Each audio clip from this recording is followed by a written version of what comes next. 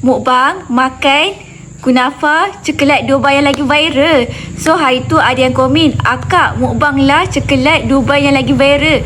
So hari ni kita akan mukbang. So jom kita cuba rasa. Jom kita buka.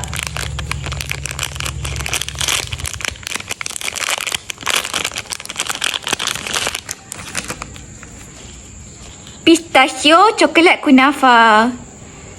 Dia perisa mix fruit tau. Perisa buah-buahan.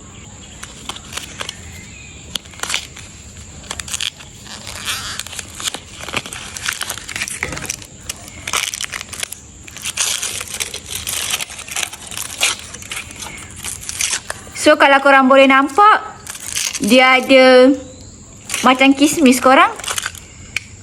Ada cherry. So bentuk depan ni macam ni. Bentuk belakang dia macam ni. Jom kita rasa. Sebelum kita rasa, kita baca doa dulu. Bismillahirrahmanirrahim. Allahumma fi maradati asabana amin.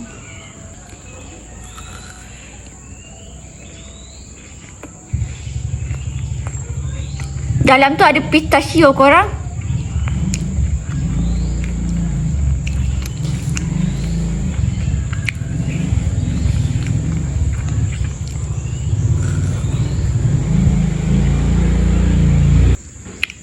Bagi Niza, coklat pistachio, coklat kunafa ni bagi Niza, dia rasa okey, sedap.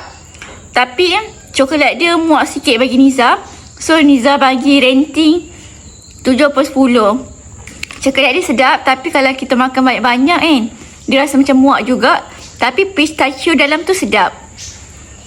Dengan tambah dia punya mix fruit ni kan, buah campur ni memang sedap korang. Korang patut cuba.